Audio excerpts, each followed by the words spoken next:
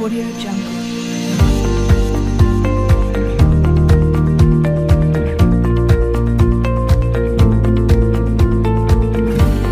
Audio Jungle.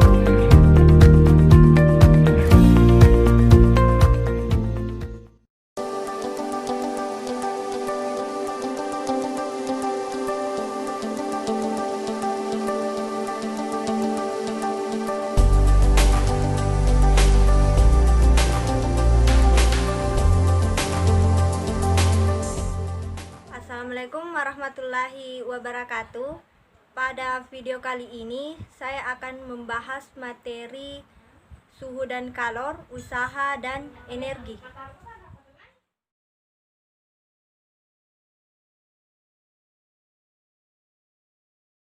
Yang pertama saya akan membahas mengenai suhu. Apa itu suhu? Jadi suhu adalah derajat atau tingkat panas suatu benda. Adapun alat yang digunakan untuk mengukur suhu disebut termometer. Termometer yang sering digunakan ada 4, yaitu Celcius, termometer Reaumur, Fahrenheit, dan Kelvin. Selanjutnya kita masuk ke rumus suhu. Jadi perbandingan skala suhu untuk termometer yang keempat tadi yaitu Celcius, Reaumur, Fahrenheit, dan Kelvin yaitu 5:4, banding 9, dan banding 5. Atau C sama dengan 5/4R sama dengan 5/9 dalam kurung F kurang 32 sama dengan K dikurang 273. Selanjutnya yang kedua kita bahas mengenai kalor. Apa itu kalor?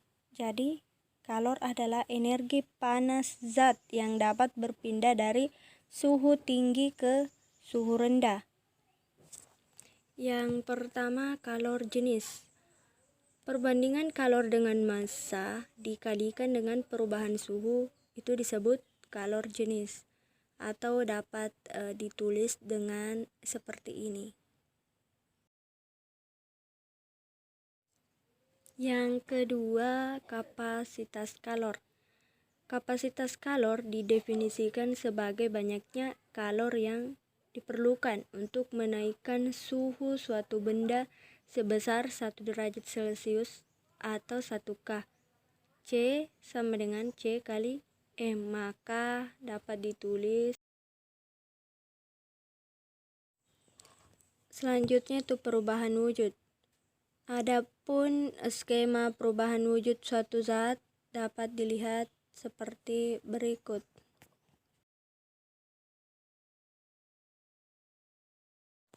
Sedangkan grafik dari perubahan wujud dan suhu air dapat kita lihat di mana proses A ke B terjadi perubahan suhu dan kalor yang diperlukan sebesar Q sama dengan MES CES dalam kurung TB kurang TA. Untuk proses B ke C tidak terjadi perubahan suhu dan kalor yang diperlukan sebesar Q sama dengan MESL. Sedangkan proses C ke D itu ada perubahan suhu dan kalor yang diperlukan sebesar Q sama dengan M air C air dalam kurung TD kurang TC. Sedangkan proses D ke E tidak terjadi perubahan suhu dan kalor yang diperlukan sebesar proses E ke F itu terjadi perubahan suhu dan kalor yang diperlukan sebesar adapun keterangannya itu C sama dengan kalor jenis, L besar sama dengan kalor lebur es, dan U besar kalor uap air. Selanjutnya yaitu kita bahas mengenai perpindahan kalor. Perpindahan kalor yang pertama yaitu konduksi. Laju konduksi didefinisikan sebagai banyaknya kalor yang mengalir setiap satuan waktu. Adapun besar laju konduksi itu ada 4. Yang pertama sebanding dengan luas penampang. Yang kedua sebanding dengan perubahan suhu. Dan yang ketiga sebanding terbalik dengan panjang. Dan yang terakhir sebanding dengan konduktivitas termal zat. Dan secara sistematis dapat ditulis sebagai berikut. Perpindahan kalor yang kedua yaitu konveksi. Pada konveksi, maka partikel-partikel zat mengalami perpindahan dalam menghantarkan kalor. Konveksi hanya dapat terjadi pada fluida yaitu zat cair dan gas. Banyaknya kalor yang dipindahkan ke fluida setiap satuan waktu disebut lajuan konveksi, yang besarnya 1 sebanding dengan luas permukaan benda yang bersentuhan dengan fluida dalam satuan meter kuadrat.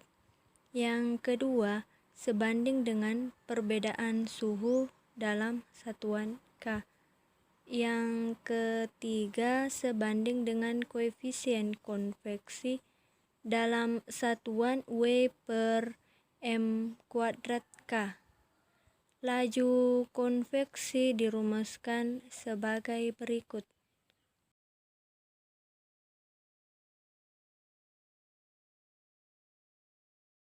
Selanjutnya perpindahan kalor yang ketiga yaitu radiasi. Perpindahan kalor secara konduksi dan konveksi itu memerlukan media, sedangkan radiasi tidak memerlukan media. Contohnya matahari. Matahari itu mampu meradiasikan energi panasnya hingga ke bumi, padahal tanpa adanya media perantara antara matahari dan bumi. Jadi suatu benda yang memiliki suhu lebih tinggi daripada lingkungan akan meradiasikan kalornya ke lingkungan hingga terjadi keseimbangan termal. Banyaknya kalor setiap satuan waktu yang diradiasikan atau dipancarkan sebanding dengan luas permukaan, pangkat tempat suhu mutlak, konstanta Stefan Boltzmann, dan emisivitas. Secara matematis dapat dituliskan jika suatu benda bersuhu tinggi berada pada lingkungan bersuhu rendah, maka laju kalor radiasi neto adalah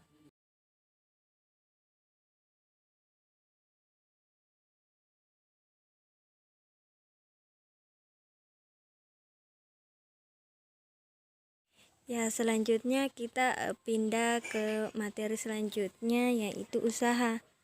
Apa itu usaha? Jadi usaha itu merupakan energi yang disalurkan sehingga berhasil menggerakkan suatu benda dengan gaya tertentu.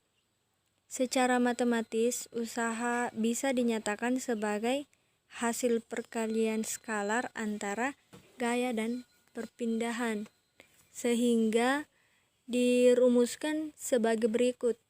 W sama dengan F kali S, di mana W itu usaha, satuannya joule, F itu gaya, satuannya Newton, dan S itu perpindahan, satuannya meter. Meskipun besaran skalar, usaha ternyata dibagi menjadi 2, yaitu usaha positif dan negatif. Usaha positif adalah usaha yang searah dengan perpindahan benda, sedangkan usaha negatif adalah usaha yang berlawanan arah dengan perpindahan benda. Usaha tidak selamanya dilakukan pada bidang datar, tetapi juga bisa pada bidang miring. Berikut penjelasannya. Yang pertama kita bahas mengenai usaha pada bidang datar. Gambar di atas menunjukkan bahwa ada suatu gaya yang dibutuhkan untuk menarik benda sampai pindah sejauh S.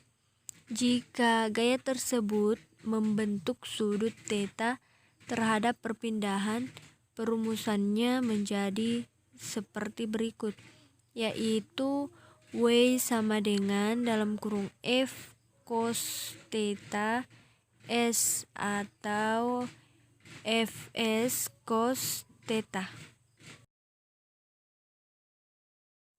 Selanjutnya yang kedua, usaha pada bidang miring. Jika usaha yang dilakukan benda berada di atas bidang miring, maka kita harus mampu menguraikan komponen gaya-gayanya seperti gambar berikut. Maka secara matematis dirumuskan sebagai berikut. W sama dengan mg sin theta kali S atau mgs kali sin theta. Materi selanjutnya yaitu energi. Apa itu energi? Energi adalah kemampuan untuk melakukan suatu usaha. Kita harus tahu bahwa energi itu sifatnya kekal. Artinya, energi tidak dapat musnah, tetapi hanya bisa berubah bentuk dari energi satu ke energi lainnya. Adapun macam-macam energi adalah sebagai berikut. Macam-macam energi yang pertama kita bahas mengenai energi kinetik. Energi kinetik adalah energi yang dimiliki oleh benda yang bergerak. Jadi energi kinetik itu terdapat pada benda yang bergerak. Kenapa benda bergerak itu memiliki energi kinetik? Karena benda bergerak memiliki kecepatan. Jadi secara matematis dirumuskan EK sama dengan 1/2 MV pangkat 2, di mana EK itu energi kinetik satuannya joule, M massa satuannya kilogram, dan V kecepatan satuannya meter per sekon. Selanjutnya macam-macam energi yang kedua kita bahas mengenai energi potensial. Apa itu energi potensial? Jadi saya akan jelaskan bahwa energi potensial adalah energi yang dimiliki benda karena ketinggiannya.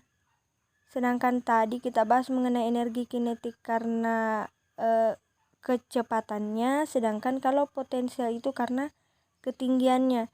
Jadi secara matematis energi potensial dirumuskan sebagai berikut. EP sama dengan mgh, di mana EP itu energi potensial satuannya joule, M massa, G percepatan gravitasi satuannya M per sekon pangkat 2, H ketinggian benda satuannya meter.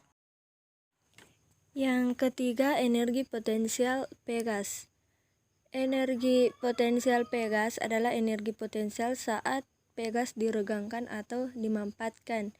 Jadi secara matematis energi potensial Pegas dirumuskan EP sama dengan 1/2K dalam kurung X pangkat 2, keterangan di mana EP energi potensial Pegas satuannya joule, K konstanta Pegas, dan perubahan panjang Pegas satuannya meter. Yang keempat adalah energi mekanik. Energi mekanik adalah energi hasil penjumlahan antara energi potensial dan energi kinetik. Jadi mekanik itu penjumlahan energi potensial dan kinetik. Besarnya energi benda selalu tetap selama tidak ada gaya luar yang bekerja pada benda tersebut. Jadi secara matematis energi mekanik itu dirumuskan EM sama dengan EP tambah EK, di mana energi mekanik EM adalah energi mekanik satuannya joule, di mana EP adalah energi potensial, di mana EK adalah energi kinetik. Energi dan usaha itu saling berhubungan. Hubungannya yaitu usaha merupakan perubahan energi yang terjadi pada suatu benda, baik perubahan energi kinetik maupun energi potensial.